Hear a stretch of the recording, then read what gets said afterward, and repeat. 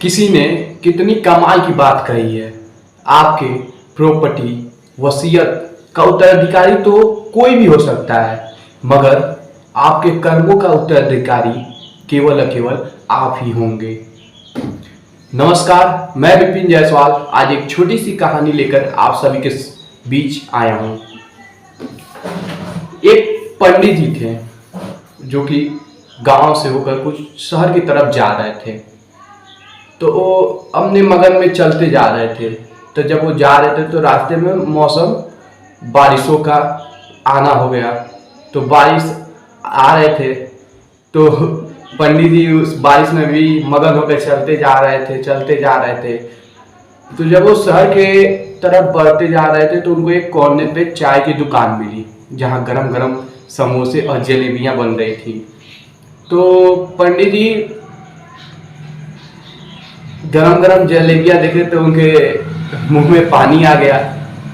उनको भूख तो लगा ही था क्योंकि वो बिना खाए पिए निकले थे।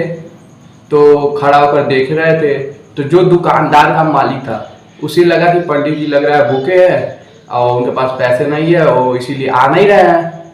तो उसने आवाज देकर बुलाया, पंडित जी आइए गरम गरम जलेबी खा लीजिए। तो पंडित जी खुश हो गए, वो गए गरम गरम जलेबी दिया दुकानदार ने, उन्होंने खाया और खाने के बाद फिर उन्होंने मगन होकर चलते गए। तो जैसे बारिश का समय था तो बारिश हो रहा था। बारिश से की वजह से गड्ढे में पानी भर जाते हैं रोड पे। तो जैसे हम सभी ने भी बचपन में जब स्कूल से घर आते थे तो गड्ढे में जब पानी आता था तो उसमें हम लोग उछालते हुए आते थे।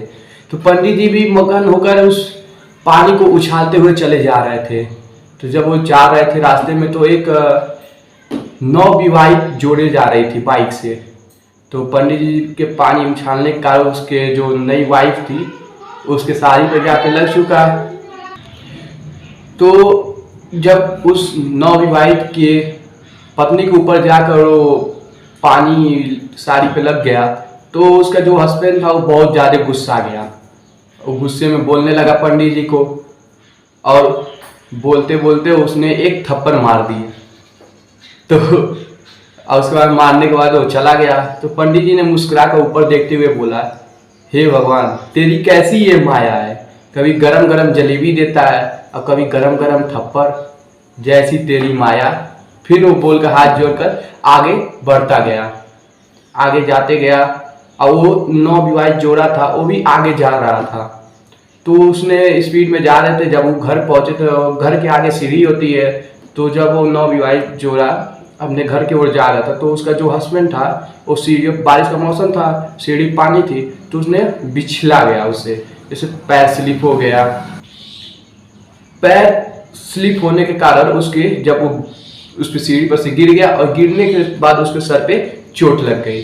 तो जो उसकी पत्नी थी वो रोते रोते सबको बुलाई। उसने बोला कि आइए बचाइए बचाइए बचाइए। तो वहाँ पे भीड़ इकट्ठा हो गई। भीड़ इकट्ठा, उसने पूछा कैसे क्या हुआ। तो उसकी पत्नी जो थी उसने बोला कि पीछे पंडित जी आ रहे थे, उन्होंने जरूर शराब दिया होगा। तो उन्हीं के शराब की वजह से मेरी पति का ये हालत हुआ।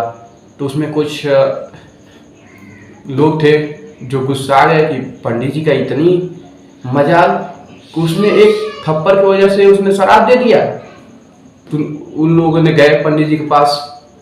पंडित जी भी पीछे से आ ही रहे थे। तो बोले कि आपने उस नवविवाहित जोड़े को शराब दिया, आपकी इतनी मजाल। वो मारने जा रहे थे। तो पंडित जी ने बोला, रुकिए रुकिए रुकिए, क्यों आप लोग मार रहे हैं, मेरा दोष क्या है। तो उन लोगों ने बताया कि एक नवविवाहित जोड़े जब जा रही थी तो उन्होंने आपको थप्पड़ मारा था और आपने उनको शराब दे दिया, उसकी वजह से उनको चोट लग गई, वो बेहोश हो गए। तो पंडित जी ने बोला, मैं किसी को शराब वराब नहीं दिया हूँ। जैसे मैंने उसके याद पे पानी उछाल कर पड़ गया मेरे वजह से, तो उसने मुझे एक थप्पड़ मार दिया। ठीक उसी प्रकार मेरा याद तो ऊपर वाला है और आपने मुझे थप्पड़ मारा।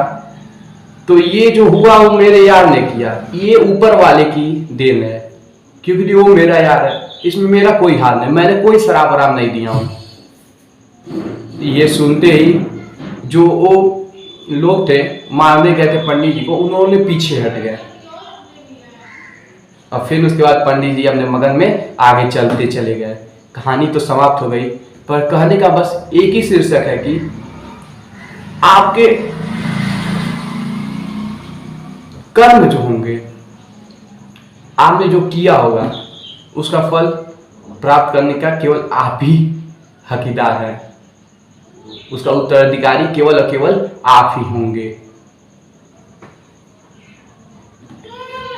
बस लास्ट में बस इतना ही करना चाहूंगा, अपने मेहनत और लगन से कुछ कर जाओ ऐसा, अपने मेहनत लगन और ईमानदारी के साथ कुछ कर जाओ ऐसा कि दुनिया बनना जाए आपके जैसा। धन्यवाद। फिर मिलेंगे एक नई कहानी के साथ एक नई सुबह में।